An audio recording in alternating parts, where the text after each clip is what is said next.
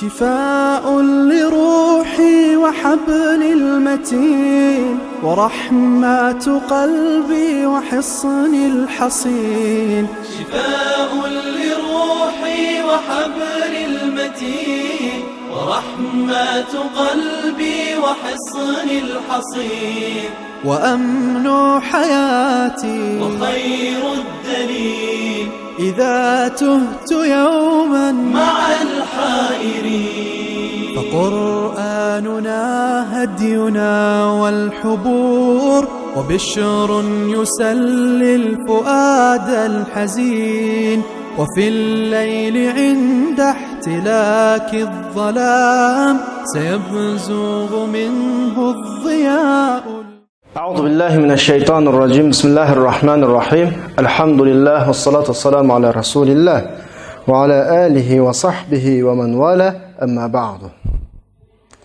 Qarindoshlar, biz bugun o'qimoqchi bo'lgan darsimiz Sura Baqaraninki 50-oyatga keldik.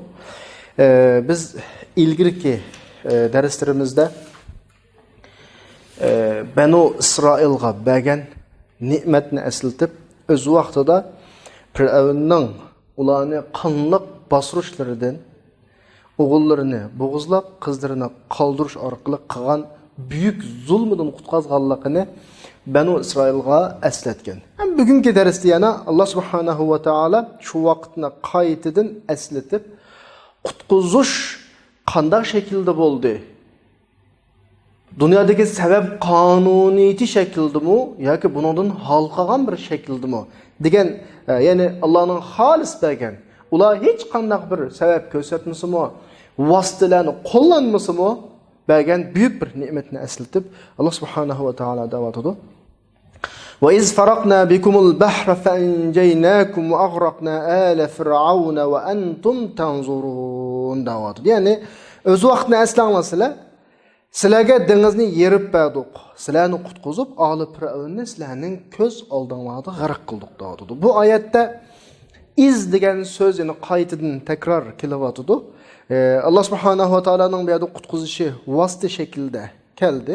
Bu vositani oyat, biz o'qimoqchi bo'lgan oyat tilga oldi. Qanday vosita bilan qutqazdi bu qutqizish? Ya'ni Musa alayhissalatu vassalam qavmi bilan Banu İsrailni elib, qavmi bo'lgan Banu İsrailni chiqdi. Rivoyatlarga ko'ra, rivoyatlar degandek bular 600 ming atrofida edi.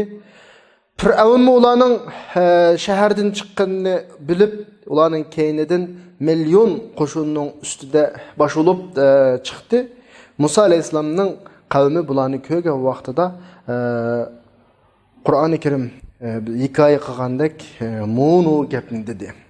Endi qarindoshlar, mushiyaga kelgan vaqtda biz o'zimizning amaliyatini bir eslab baqsaq bo'ladi. Shu vaqtdagi Banu İsrail duch kelgan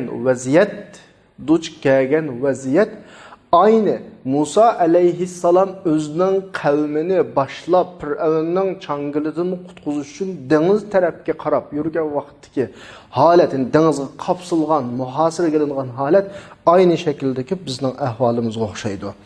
Bu vaqtida Musa alayhissalomning qavmi Banu İsrailning ko'rsatgan pozitsiyasi intayin passiv. Ya'ni Qur'oni Karim buni hikoya qilib dediki, sen kelishdan ilgirmi, sen kelishdan kelgandan keyinmi bizning ahvolimiz o'xshash mushtaxablaqdi biz. Sen kelishdan ilgirmi Firavun bizga zulm salatdi. Buni sen kelib bizni qutqizimiz deb ko'rdingmi ahvolimizni? Inna la mudrakun. Biz tutilib qoldigan bo'ldik. Oldimizga qarasak g'oyat zo'r dengiz. Keynimizga qarasak millionlagan Firavunning muntizim qo'shuni. Tugudiq dedi-da bu yerda. Mashta ahvolda Musa alayhissalatu vassalam bularga qanday javob qaytardi? Bu javob intayin muhim qarindoshlar. Asa robbukum ay yuhlika aduwakum va yastakhlifakum fil ard fayanzura kayfa ta'lamun. Kayfa ta'malun. Mesele bu.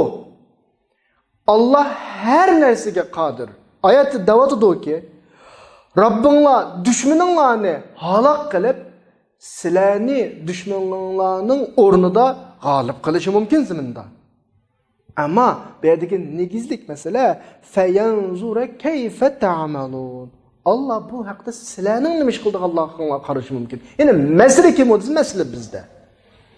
Oldimizmi taqoq bizning, orqamizmi taqoq, o'ng, so'l taraflarimizmi taqoq. Dünya vasıta noktasından etqan vaqtida, mantiqiy noktadan etqan vaqtida zaten chiqish yo'limiz yo'q. Yo'llarning hammasi taqaldi. Ammo bir nuqtani tushunish kerakki, sabablarning ustida bir kuch bor. Bu nuqtani unutmaslik kerak. Musa alayhisolamning qavmiga bergan javobi bu.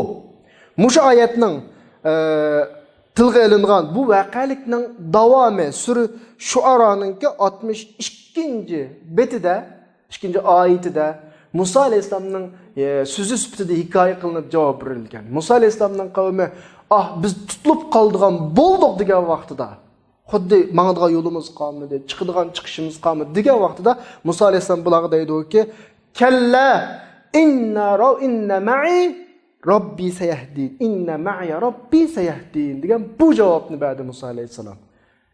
Allah biz bilan billa. Hech qanday g'am qilmaslik kerak. Mana bu sabablar odatda dunyoning qonuniyati sabablarga bog'langan qonuniyat bo'ladi. Har qanday ish sabab bilan bo'ladi. Bu qonuniyat Allohning zaminga o'rinlashtirgan qonuniyati. Ammo zamindagi sabablar qolmagan vaqtida, masala sabab doirasidan halqib, inson kuchidan halqagan vaqtida sababning ustundagi Allohga qaytadi masala. O vaqtda Allohga aytiladi, Allohning o'zi ega o masalaga. Qachonki bizning ahvolimiz, bizning iqtidor doiramizda, qila oladigan doiramizdagi vaqtida buning mas'uliyati bizga tushgan bo'lsa, oldimizmi etilib, keynimizmi etilib, mang'adigan yo'l qolmagan vaqtida bu masala Allohga oid. O vaqtida bizning Allah sen biz bilan billa bizga yordam ber deyishdan boshqa amalimiz yo'q. O'zimizni paroq tutishimiz kerak. Chunki masala bizning qo'limizdan ketgan bo'ladi. Bugungi oyatdagi muhim nuqta bu. Ya'ni Fir'avnning qavmi zo'r hajmdagi son qo'shinlar bilan Musa alayhisolamningki qavmiga qarshi keldi. İki top, düşman topu bilan Musa alayhisolamning qavmi to'pi o'zaro bir-birini aynı şekilde köyde yine. Nah öz gözlen köyde. Şu vaqtida Musa alayhisolamning qavmi dedi ki, "Inna la mudrakun." Biz tutulduk dedi. To'g'ri, bu intayin mantiqiy gap. Şu vaqtdagi amaliy sharoitga nisbatan to'g'ri gap bu.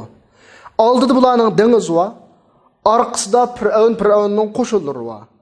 Ammo hodisalar sabab doirasidan sebepning sahibining qudratiga chiqqan vaqtida dunyodagi sabab qonuniyatiga bo'ysunmaydi. Bu bir masala bor. Shuningga Musa alayhisolam intayin ishonch bilan bemil famih degani intayin ishonch bilan kalla davatidu. Ya'ni unda emas, sizlar deganda unda emas. Rabbim men bilan billa meni to'g'ri yo'lga boshlaydi davatidu. Bu orqali Musa alayhisolam bu masalani sabab doirasidan sababning sahibi bo'lgan Alloh subhanahu va taologa yetkazdi. Hodisa mantiqisi bo'yicha Fir'avnning qo'shini bularni tutib olishi kerak, yani tutib oladi. Ammo Alloh subhanahu va taoloning mantiqisi bo'yicha Alloh ularga nijotlik yo'lini hozirlab berdi. Alloh subhanahu va taolo Musa alayhisolamga mundaq deb vahiy qildi, ya'ni o'zining xossi bilan dengizga urushga vahiy qildi. Dengiz yerildi. Mana su qonuni tugdi. Asli su normal dunyo qonuni bo'yicha anda o'tiris yerilib, taqdak turadigan ahvol olmaydi. Suning qonuniyati eqish butunlay. Su birlashish mundalik suyuq modda emasmi su degan. Dengiz yerildi. Dengizning har bir tarafi taqqa o'xshash bo'ldi. Suning donchilari, zarrachilari o'zaro tutishib o'tirisda quruqliq va Banu İsrail mang'adigan quruqliq va cho'ng ikki tog' shakllandi. Ikki tog' oldi bu yerda. Bu normal qonuniyatni hal qilgan bir ish. Mana bu Qur'oni Karimdagi "Va iz faraqna bikumul bahr" degan oyatimizdagi oyatning ma'nosi biz o'z vaqtida dengizni yo'diq degani bu. Bir narsaning o'tirisini farq deydi. "Va iz faraqna" degan faraqa degan so'z arab tilida bir narsa ikki narsaning o'tirini ayirish degan bo'ladi. Dengiz yerilgan bo'lsa, bu yerda bir masala, ya'ni kallamizga keladigan bir masala. Suning o'tirisi yerilib ikki yoqqa ayrilgan bo'lsa, o'tir dengizning tigidagi ho'llayna ketdi. Bu mu bir mo'jiza? Dedi ki Allah subhanahu ve taala bir şamal evetti. Şunda Allah'a öttü, Allah'ını kurtu etti diğer rivayetlerimi var. Şunaşka Allah subhanahu ve taala Kur'an-ı Kerim'de tariqan fil bahri yebese dedi. Agap mı? Bahçe Kur'an'da. Deniz yerilip Banu İsrail oturun öttü dese bizning kallamiz sunun yerilganlik bilan qoladi. Ama yeni bir sual çıkıp qolishi mumkin. Deniz yerilibdi ma'qul, su ikkiga ayrilibdi. Su endi tugügen östangdimi mang'ulolmaydi petiqlab. Layo. Deniz tabii shunda bo'ladi-da, su ikkiga ayrilsa-mu asti qattiq layo bo'ladi. Amma Allah bu yo'lni, dengizdagi bu yo'lni quruq qilib berdi bularning menishi uchun. Deyilnishi shu vaqtda Musa alayhisalom qavmi dengizni o'tayotgan vaqtda Musa alayhisalomning qavmi boshqa qarindoshlari haqida so'rgan. Voy palonnikini, pukunikini debchi. Ular Musa dediki, ular bizning yo'limizga parallel shaklda yeni bir yo'lda degandan keyin bular bir xotirjam bo'lsak bo'ladi dedi. Musa alayhisalom qo'lini osmonga ko'tarib, "Ey Alloh, mana bularning yomon nachar axloqlarga yordam bersa, bularmishda ishonch qilinmay yoki boshqa bir sababdan har xil gapni qiladi" deb duo qildi. Alloh subhanahu va taolo Musa alayhisalomga o'zining hasi bilan to'soqlarni urishga buyurdi. Har yo'lning o'tiridan biridan panjira, deraza kichik derazaga o'xshash panjira ochildi. Ular o'zaro bir-birini kurashib mangdi shu vaqtida. Musa alayhisalom Firavunning qo'shinining dengizga yuzlanib dengizni o'tish uchun kelayotganligini ko'rgan vaqtda dengizga umoqchi bo'ldi yana asosini urib suv asliga qaytsin degandek. Firavun yetishib degandek. Lekin Alloh subhanahu va taolo bularga vahiy qilib dediki, "Vatrukil bahra rahwan." Dengizni o'z mayliga qo'y, ya'ni o'z betida tinchlikni qo'y. Innahum jundum mughraqun. Bular g'arq qilinadigan qo'shinda o'tadi. Ya'ni dengizni o'z holatiga qo'y. Sizlarga Firavunning qo'shini agishib kelsin. O'ylasinki ular sizlar menga mushu yo'lning o'zida menib o'taylaydi deb o'ylasin. Bularning avvali qo'shinning Firavunning qo'shinining beshi sizlarning qirg'oqqa yaqin bo'lgan vaqtida, yana bir oxirisi yana bir qirg'oqqa yaqin bo'lgan vaqtida suv o'z yo'liga qaytarildi demisi. Taqdak turgan suv shaqqida astiga keldi. Shuning bilan Allah subhanahu va taolaning oyatining izohati chiqqan. Men bir sabab bilan ham qutqazgan, ham halok qilgan bo'laman degan mazmunda va turkil bahra degan oyatni tushirgan. Allah subhanahu va taolo Banu Isroilga mundaq ne'matni eslatmoqchi. Ya'ni ularni azobdan qutqazdi, dushmanni halok qildi. Ikki ne'mat. Ya'ni bu yerdagi ne'mat ikki xil ne'mat. Bir ne'mat ijobiy ne'mat, ya'ni ularni qutqazdi. Yana bir ne'mat salbiy ne'matki, ularning dushmanni halok qildi. Va antum tanzurun degan oyatning oxirisidagi sizlarning ko'z oldinglarda degani Allah subhanahu va taolo Firavun haqida so'zlamadi bu oyatda. Faqat Ali Firavunni g'arq qilish haqida so'zladi. Nimishqa? Chunki Ali Firavun degan kim desa, men Qur'ondagi Ali Firavunni Firavun oilasi deb o'ylamanglar, Firavuniylarning hammani ko'rsatdi. Ya'ni Ali Firavun degan Firavunning zolimligiga, zulmiga, hadidin eshlariga yordam bergan kishilar hammasi Ali Firavun, Firavuniylar, shularga tava kishilar. Bular Banu İsrailni azoblashni ishlatgan hammasi vosita qurollar. Alloh subhanahu va taolo Banu İsrailning Ali Firavunning g'arq bo'layotganligini ko'rishni istadi. Shunga ular to'xtab Ali Firavunning g'arq bo'lganini ko'rdi, nah o'zi bilan. Endi bu nima desa Banu İsrailning qalbiga bir shu vaqtda malham berish. Rohatlantirish, chunki rivoyatlarda kelishicha 3-4 asr, 3-400 yil bularni qul qilgan. Qul qilib boshqa odamlar bor. Sen düşmanının oqibatini o'lgunni ko'rgan vaqtingda qalbingdagi ochiqning yo'qolganligini ko'rsan. His qilsan. Odam rohatlanadi. Sen ömrü bo'yi necha 10 yillab zindon turmalarga sulab yoki ashtar shaklda xohlagan shaklda g'ururini dafsanda qilib azob solgan odamning ko'z oldingda g'arq bo'lganini, ko'z oldingda o'lgunni ko'rsang, qalbingdan huzurlansa sen. Mao ve entum tanzurun degani dal sizlar ko'rib turyapsiz degani bu o'zimi bir ne'mat yana. Banu Isroilga berilgan bir ne'mat. Ammo ve entum tanzurun sizlar ko'rib turib ularni g'arq qildi, ya'ni ko'z oldinglarda deganning yana bir ma'no bo'lish ehtimoli bor. Ya'ni o'zaro sizlar ba'zi-ba'zilarga qarab turib bu büyük baladan qutulganligini tasdiqlamagan holda voy tova hiç bulardan qutulamiz deb o'yib, chunki bular shu vaqtdagi davrdagi eng kuchli odam, bugungi dunyodagi zo'r qudratli deb o'ylaydigan o'zini cho'ng davlatlar var ya, qudrat sohiblari bo'lgan, voy dunyodagi 1-chi, 2-chi, 3-chi kuch egasi degan 8 davlatdek davlat o vaqtda. Ulning quldan qutuladishi normal mantiqida mumkin emas. Bular tova, mushuldan qutuldik ya deganda qarab turib degan gap, ko'z oldinglar degan gap yana. Ammo shu vaqtning o'zida sizlar ularning bir adamni qutulmasdan g'arq qo'yganligini ko'rgan vaqtlarda xotirjam bo'lasizlar. Nimishqa qalbingizga ikkilni shakirib qolmaydi. Ya'ni ba'zi qutulib qolib, qaytadan askar shakllantirib, sizni qo'g'lashni qaytadan bir askar apkilarniki degan vahima maqomida. Qarasanglar, kelgan butun askarlarning hammasi to'liq g'arq qo'yganligini, ha, deb shu vaqtda xotirjam bo'lasizlar. Bu sizlarni xotirjam qilish. Ya'ni mayli ikki xil tafsirning qaysini qilaylik? Köz aldığınlarda ulanı g'arq qildik degani bu Bani Isroilga berilgan eng cho'ng ne'mat yani. Düşmanning g'arq qilishini o'z ko'zi bilan ko'rish. 51-oyatda Allah subhanahu va taolo Bani Isroilga bergan yana bir ne'matini alohida tilg'ilib deyotdi. Va iz wa'atna Musa 40 laylatan thumma ittakhaztumul ajla min ba'dihi va antum zalimun. O'z vaqtida, ya'ni shuni eslanglar sizlar o'z vaqtida. Biz Musaga 40 kechini va'da qildik. Shundan keyin sizlar Musa ketgandan keyin Musa'ni o'zinglarga iloh qilib oldinglar, sizlar zolim. Ya'ni bu Bani Isroilningki dengizdan o'tgandan keyingi qilgan ba'zi nojarliklari. Dengizden qutulgan çaqça Musa aleyhisselam peygamber sıfatı bilen manhaj berilmegen, yol berilmegen, kitap berilmegen. Dengizden çıqqandan keyin Musa aleyhisselam Allah subhanahu wa ta'aladan Tevratni elish üçün ketken bir vaqt var. Şu vaqtın o'zida bu Bani Isroillar 300-400 yil atrofida Fir'avnga quloq odamlarga chiqqan, Fir'avndan qutulib chiqqan shu zimindagi, shu rayondagi kishilarningki har xil ibodat butlarga, buning ibodat qilayotganini ko'rib, bir xil ozdi bular, xatolashdi bular. Shu xatolik bilan turib Allohning bularni kechirganligini eslatib deyapti, ya'ni biz o'z vaqtida Musaga 40 kechini va'da qildik degani bu va'da Musa alayhisalomga shu manhaj, yo'l berish uchun qilingan va'da, ya'ni kitob berish uchun. Alloh subhanahu va taolo tur tag'ining qashida Musa alayhisalomga so'zlagan vaqtida tunji qatam bu degan Musa alayhisalomga buning olamlarning Robb bo'lgan Allohning elchisi ekanligini bildirish uchun bo'lgan. Ya'ni uni Bani Isroilni Fir'avnning hadidan, eshlaridan, azobidan qutqizish uchun avadiganligini bildirgan va Musa alayhisalomga nurg'un pokit mo'jizalarni berdiganligini bildirgan. Fir'avnning qavmi Musa alayhisalomning Allohdan kelgan elchi ekanligiga qanoat qilsin uchun.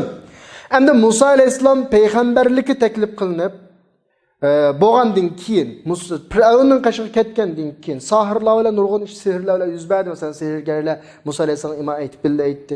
Musa alayhisalom qavmi qutuldi. Ya'ni Alloh ularga dengiz yerib qilib. Bularning hammasi yuz bergan vaqtida Musa alayhisalomga kitob berilmagan vaqtda. Yani ma işlar ta bugünkü bayatlıkı dersimiz kelgen kadar Musa aleyhisselam özünün kavmini dengizden ötküzdü.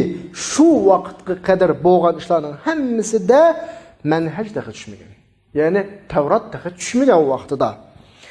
Şunlaşka Allah subhanahu wa ta'ala Musa aleyhisselamını kutkuzup, kavmini kutkuzup, Fir'avnı g'arq buluşu bilen lan çokum bir Musa aleyhisselam'a bu menhecini yetkiziliş gerek. Yani bu menhec yolu koyuluş gerek, kavme yetkiziliş gerek, Tevrat bildiriliş gerek ulağa.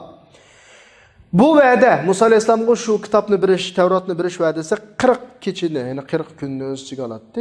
Bu 40 keçe aval 30 günde belgelendi. Ancak Allah subhanahu wa ta'ala onu yeni bir 10 gün bilen tolukladı. Sura Araf'ın 142. ayette bu meseleler tilgə alındı. Biz Musa'ga 30 gününü vədə qıldık, bunu 10 ile tolukladık. Şunu olan Rabbidan uçuşduğu vakit 40 gece tamamlandı. Yani 40 gece Musa aleyhisselam Allah ile uçuşup Allah'tan Tevrat'ını elip kaytıdığın vakit belgelendi. Yani din, yani Kur'an daim zaman hakkında sözlese, mançılık söylediği vakitte keçi ile sözleydi. Keçini hesap kılıyordu. Bunun sebep ne dese? Çünkü siz vaktini gündüzde en çiki belgileyemeysiz. Hem de hazır olma, bugünkü günümüzde saatler var, çisler var, ayının mançıncı günü olur demezsin. Ama o vakitte ona kılınmaydı. Yani kuyaş çıkıdı, patıdı, kaytıdın, çıkıdı. Kuyaşның немеске қарасақ, юмалақ алтыға қарасақ, бұның да айының қанда вақыт екенлігін белгілеген бір 30 күн ішінде құяш оқшаш çıkıdı. Bilimiz bunu kemeymaydı, uzamайды. Құяш бір қылдан çıkıdı. Yani biz ayının oturdu mu, avılıdı mı, ahırsı mı uqulum. Lekin kechga vaqtida shunda ayga qarablam vaqtni belgilagan bo'ladi. Yani bugungi kundalik soat chisla manchinaman bo'lgan bilan o'z vaqtida unda emas.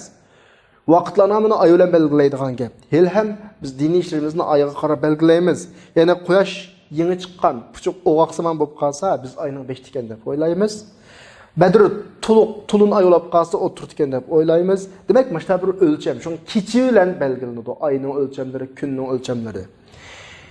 Ayga nisbatan inchki bir o'lcham bor, vaqtning o'lchami. Lekin muhimi nima desa, bütün kişilerin ağa vaqtimizda, avamın nasıl ağa vaqtimizda, inchki kasbiy shu sahadagi odamlar o başqa.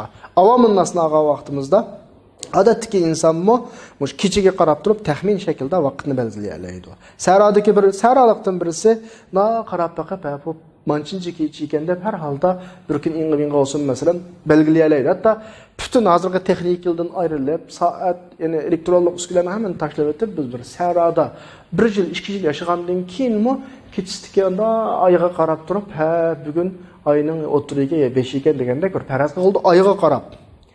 Din mantiqsida her şey kechining kirishi bilan hisoblanadi. Masalan, ata bugungi asr, yani quyosh asrdan keyin sham bilan quyosh botadi emasmi? Shundan keyin ataga hisob bo'ladi bugun. Masalan, shunga hayitning, ro'za hayitning oldingi kechda biz tarovih o'qimaymiz. Ammo Ramazonning 1-kunisining oldingi kechida tarovih o'qiymiz. Chunki bugun quyosh patsa ataga hisob.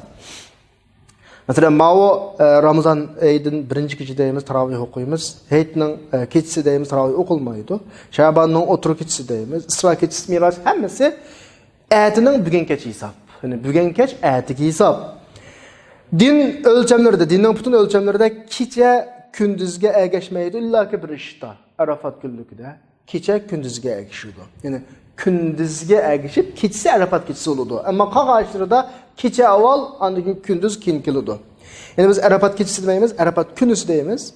Yani kecha dinda zamanning boshlanishi bo'ladi. Allohning nazarida zaman 12 oy 1 yil.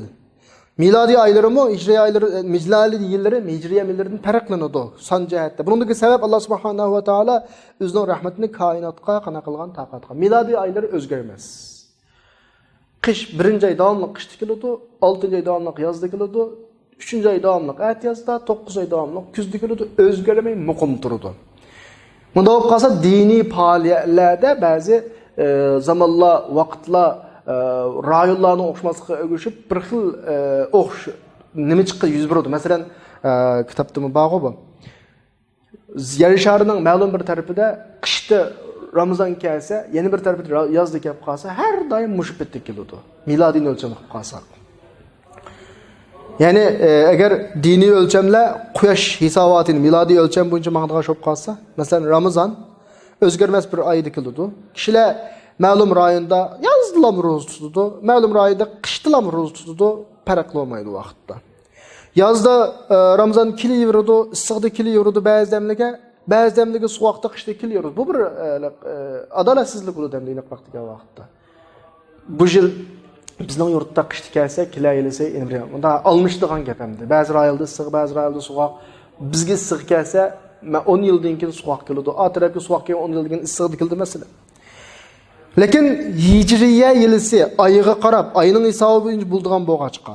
Buna deganlik hamda Allah subhanahu va taolaninki koinotidagi har fasllari, har nafhatlari, har fasl, har zamonlarda keladigan bo'lg'achqa. Masalan siz Ramazonni yazdımı tututsuz, qishdimi tututsuz. Arafatda turishmi shu? 30 yil oldida, mesela 15 yil oldida yozda kelgan bo'lsa, 15 yildan keyin qishda keladi. Yana 15 yildan keyin yozda keladi. Boshda. Yaxshi diniy munosabatlarning hammasi shu shaklda aylanib mangadi. Unda yil bo'yi 365 kun aylanib mangadi. Ramazonda shunday qilyapmiz ya, masalan, bu yillarda 6-oy tutgan bo'lsak, kelayli 5-oy tutamiz. Undan keyin 5-oyning oldida, undan keyin 4-oy. Mening kichik vaqtimda hozirga qadar bir qitim aylangani esimda. Ya'ni 4-oyda Ramazon kelgan esimda, biz 5-oyda ro'za tutyapmiz hozir.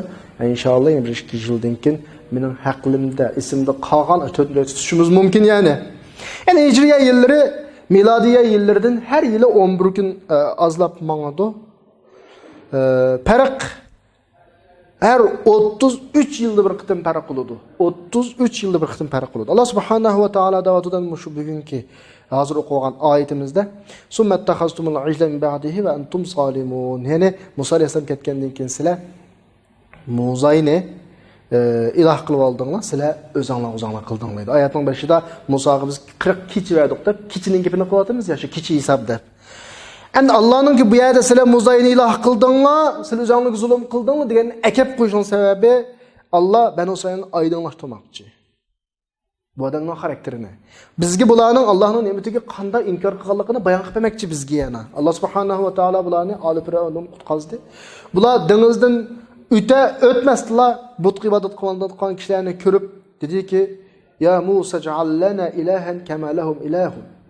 Aliha. Voy Musa, Mavlning ilohi bo'lganda bizga bir iloh qilib bersang deb mana tushdi bu odamlar. Buning xarakteri 3-400 yil qulluqda yashab, chirib ketgan edi. Ya'ni boshqalarning mahkumiyatida yashagan millatda asta g'ayri mijaz yetilib qoladi bu tabiiy. Bu ahvol shu dengizdan sog'-salomat chiqmaslik yuzbaga ahvol. Musa alayhisalom vakillarni, Banu İsraildan vakillarni elib, Robbiga ushurish uchun ketdi. Qarindishi Harunni Banu İsraildan qo'yib qo'ydi. Banu İsrail Misrdagi vaqtida Ali Firavunning ayollarining xizmatini qilatdi. Ali Firavunning. Bular ayollardan ba'zi zibuznat oltinlarni o'g'irlikcha ilib oladi. Ilib olgan shu vaqtida güppidey. Endi gerçi Firavunning qavmi Allohga qarshi chiqqan qavm bo'lsa-mu, lekin Allohning dushmani bo'lganligi, Mavlning o'g'irligini, ularning zibuznatlarini o'g'irlashni aqlayolmaydi. Bu o'g'irlik degan boshqa masala, boshqa masala yamonlikni bilan qayta o'g'irlanmaydi. Ya'ni biz Allohga osiylik qilgan odamlarga yine Allohga osiylik qilish orqali jazolamaymiz ularni. Yani ish deb ishlamaymiz. O Firavunlar Allohga qarshi turdi, zulm qildi. Lekin uni zulm qildi deb bilan qarshi taraf Alloh shakliga ishlab qilsa olmaydi ular haqida. Yani biz ma'siyat unda qilsak, ma'siyat o'xshashib qolamiz biz. Lekin Alloh biz haqida Allohga osiylik qilgan kishiga, yani demakki uni Allohga qarshi chiqqan Firavunga o'xshash kishilarga Allohga itoat qilish orqali jazolaymizki, Allohning digini bo'yicha qilamiz. Alloh chekligan ishni qilmaymiz ular haqida. Alloh chekligan ishni ular haqida qilmaymiz. Abu Darda radhiyallohu anhuga bir shaxsning uni tilg'anlik etgan vaqtda buningga bir xatdan birini avatib dediki, "Qarindishim, bizni hadidan ziyada tillayapma, eshib ketmas tillashda. Azroq sulhiga o'rin qolib qo'y. Chunki biz haqida Allohga osiy bo'lgan odamga biz sabablik yani bizga zulm qilish orqali, bizni tillash orqali Allohga osiy bo'lgan odamga Allohga itoat qilish orqali jazolaymiz uni yana. Yani bizni tillagan odam tillamaymiz demakchi yana. Banu İsrail Ali Firavunning ayollarining zibuznatlarini o'g'irladi. Yani bular ağlı bunu zulüm sağan bolsa-mu, bular xatalaşmaslığı gerek. Lekin bular mı xatalaştı? Allah bu zibuznatlarni buni azurishga fitna qildi. Şeytan ularga şu zibuznatlardan ibodat qildigan bir moza yasashni chiroyli ko'rsatdi. Bularga Samuri, Jibril tarbiyalagan Musa Samuri buni yasadi. Zibuznatlarni elib iritib, buni bir ovoz chiqadigan moza shakliga keldi. Ularga "Mana sizlarning ilohinglar, Musaning ilohi" dedi. Bu bir ezish oldu Banu İsrailning şu vaqtdagi. Yani bular bir xil ruhiyati açsirab ketgan odamlar yani. Ruhiyatida bir narsaga tashnalik var. 400 yil boshqalarning ostida qulub yashagan. Chiqibligida asli payg'ambar bo'lganligini oldida uning agishishi kerak. Lekin ruhiyatdagi echir qolib ketishni bu orqali to'ldirmoqchi bo'ldi-da. Allah subhanahu wa taala nima uchun bularni muzay orqali fitna qildi bularni asnaydi? Chunki muzay yasalgan oltin asli haromdir. Haromdan mutlaqo yaxshilik kelmaydi. Biz bu voqealikdan bir ibrat olishimiz kerak. O ibrat olsa nima bo'lsa, harom o'z sohibiga cho'qim yomonlik vabol olib keladi. Tamoqning harom bo'lsa, cho'qim sening hujayralarni shakllantirishda harom pata kiradi. Jastingda harom bo'lib turadi. Harom jastingga kirdimi, ish harakatlaring haromga moyil bo'ladi. Harom degan jasadni chiritib, ma'siyatga haydaydi. Payg'ambar alayhisalom deydi, Alloh subhanahu va taolo tayyib, ya'ni pokdir, faqat pokni qabul qiladi.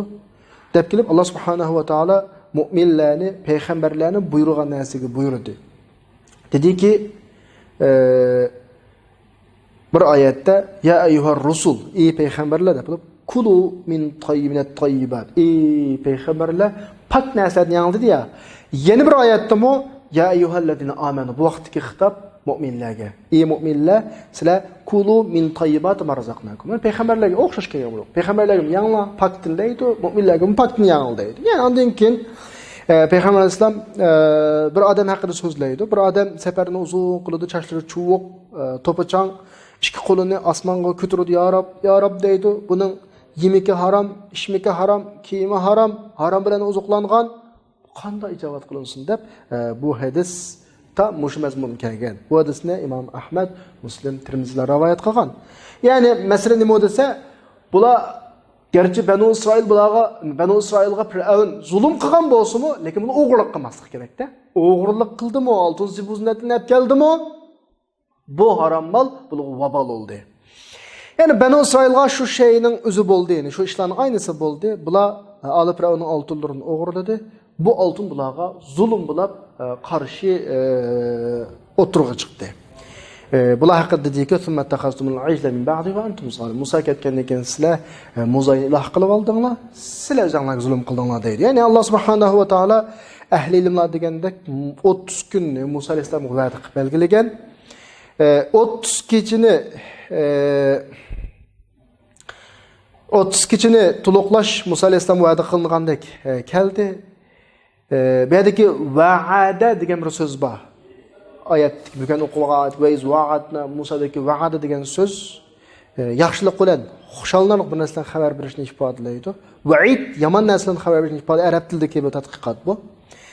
Bir odamning va'da qilganini anglasangiz, bundan keyin kelgan narsa yaxshilab tushunsangiz bo'ladi. Qur'onda shu. Qur'onda va'da degan so'zni anglasangiz, keyingi qildigan mazmun yaxshilab tushunsangiz bo'ladi. Ammo va'id anglasangiz, keyingi qildigan so'z yomonlik deb tushunsangiz bo'ladi. Lekin bir oyatda an-nar wa'adaha allazina kafaru deki va'adaha vaqt yomon deb tushunamiz. Bu oyatlardagi tushunishlik bir qoida. Endi ma oyatdagi va iz wa'adna Musa biz Musaga 40 kechini va'da qildikki, va'da yaxshilik va'dimi yoki ma'no o'zgarganmi deymizki, bu oyatda an-nar wa'adaha allazina kafaru deki va'da ot va'da qilingan. Bu yomonlik. Gerçi ot va'da qilingan narsa bo'lsa-mu, ammo kufrlar va'da qilingan odamlar. Bu kufrlar otga nisbatan yaxshilik yana. Bu qanday gap endi bu? Kufr dozaqqa nisbatan qanday yaxshi desa, chunki dozaq Allohning bandalarining ichidagi kofirni azoblash haqida xushal bo'ladi. Biz bu xushallikni ma Surah Qafning 30-oyatida "Yawma naqulu li jahannam hal imtala'ta wa taqulu hal min mazid." Biz cehennemge şu gün isteyimiz, toştun mu dese, yok tıgba mı de cehennem. Ma ayette ot babıga va'ada, dövzak babıga va'ada ibadet işletemez mi? Nime için asli va'ada degen söz, yaxşılık işletilmekti. Meyde nime için dövzak meselesi tılgılınatkan mezmunda va'ad, çünkü kupparlığı nispeten yaxşılık olmagan bilen, dövzak nispeten yaxşılık. Dövzakla, kafirni köy dersi hoşlu oldu. Bu dövzak nispeten yaxşılık deyip çöndürülüptü yani. Yani insan o'zi yaxshi ko'radigan narsaning texmi ko'p bo'lishini talab qiladi. Dozaq har shayga o'xshash Allohga bo'ysundirilgan bir maxluq. Allohga tasbih etadigan, Allohga bo'ysundirilgan bir maxluq. Asilarni yomon ko'radi. Lekin dunyoda ko'ydirishga buyurilmagan. Oxiratda dozaq asi kofirlarni ko'ydirishga xushal bo'ladi. Shu nuqtadan va'ada degan iborat keltirilgan bo'lishi mumkin. 52-oyatda yana davomlashtirib davatimiz Banu İsrail şu hatalıklarını ötkazdi. Musa Aleyhisselam bular bilan dengizdan o'tdi. Bular qarab ko'z oldida Firavunlar g'arq qilib halok bo'ldi. Ondan keyin bularga bundan keyingi hayotini, hayot prinsiplarini, hayot yo'lini akilish uchun Alloh tarafiga ketdi. Ma'lum odamlarni elib 40 kunlik va'da bilan Musa Aleyhisselam ketgandan keyin bular o'ziga o'zi zulm qilib, Musa'yni o'ziga iloh qilib oldi. Shu xatoliklardan keyin yana "Summa afawna ankum min ba'di zalika la'allakum tashkurun." Biz shu ishlardan keyin yana sizlarni afv qildik. Bu sizlarning shukr aytishinglar, tashakkur bildirishinglar uchun deb Alloh bularga bergan ne'matni qatma-qat aslityapti. Ya'ni Alloh subhanahu va taolo Banu Isroilga yana bir qatim yaxshilikni aslityapti. Halbuki bular eng yüksek derecedeki günahlardan bir günahını qilgan bular. Shunda o'zim Alloh bulardan afu qildi. Chunki Alloh kishilarning ichida, ya'ni kishilarga yaxshilik turining qilib qilish uchun. Chunki agar bular gunoh o'tkazib hammani halok qilib olsa, hammani yo'q qilib olsa, yaxshilik bobi qolmaydi. Tövbe berish yaxshilik qoldirishning bir yo'li. Yani Allah subhanahu wa ta'ala özünün xalqiga özünün rahim, shafqatlik zot ekanligini bildirmoqchi. Tövbe ishkini aqidin bir xatolikdan keyin bir xatolikka etib beriyotdi. Nimishqa insoniyat ruhiyatidagi yomonlik hujayralarni qana qilish uchun, o'chirib o'tish uchun. Tövbe qilgandan keyin burun xatoligiga tövbe qilgan gap. İnson bir gunohni qilgan vaqtida iymon masalasidan ajrab ketib qoladi, sal chiqib ketib qoladi. Men bu gunohni qildim deb o'zini sal yiroq sanab qoladi. Agar Allah subhanahu wa ta'aladan tövbe afu yo'lga qo'yilmasa, kishilar ma'siyatlarida texma eshib, g'arq bo'lib ketadi. Chunki tövbe bo'lmagan ekan, ya'ni tövbe bo'lmagan ekan. Bir lam gunoh do'zax aprozga sho'p qolgan bo'lsa, jazo insonga cho'qim yetadigan bunda prinsip bo'lsa, tövbe bo'lmay, qanday qiladi? Inson tabiiyki ma'siyatda texmadi. Toza bo'lsang, geldengichi bo'l deb ketaveradigan gap. Bunu bu Allah halama benlerine halamaydigan ish. Hadis şerifte geldi. Allah subhanahu wa ta'ala özünün bendesining tövbe qilganiga sizlarning biringlar tugusdan chiqib ketdi, ya'ni tugusdan ezishib ketdi. Bir sayliqda, bir jangaldagi qumliqda yo'qotib qo'yib. Buni tepvagan holatinglardan bak xural bulda tasirlamadı. Qanqa biz qumliqda yoki jangalliqlarda ezgit baqsaq bilamiz, hayotdan umid uzdigan bir xil holat. Tugimiz yo'qolib ketdi. Yemekimiz tuguning ustida, ichmekimiz tuguning ustida. Demak bizda hech nima qolmadi. Ulab ketishimiz 100% to'saq, tugi to'satdan bizning qo'limizga tushib qolsa, tugini tepib qolsak, acayip xushal bo'lamiz. Chunki bu qayta hayotga erishishning bir yo'li. İnsanda şu qadar xushallik bo'ladi-ki, tasvirlab bo'lmaydi. Alloh o'zining bandasining tavbasiga ana shunday xushal bo'ladi deb hadisda da'vat etdi. Hadisning ma'nosi bir odamning bir tugusi va uning yemak mol-mulki, yemak ichmaki, shu odam ekan butun narsani shunga ortiqlik. Bu tuga qaqas cho'llikda yo'qolib ketdi. Egisi izlab topolmadi. Yo'qotib qo'ydi. Hayat asasının hemen tügülen bile yo'qotib qo'ydi.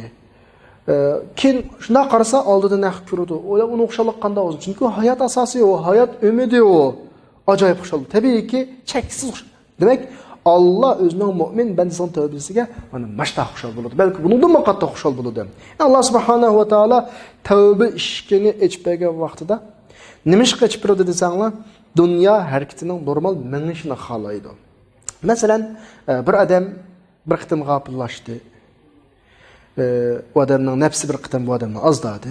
Bu nafsning bu adamning shahvati, havasi bir qitim gunoh ma'siyat kiytaklab mangib qoldi yoki bu odamga shayton vasvasa qilib qoldi, Odam alayhisalom bilan Havoga vasvasa qilgandek.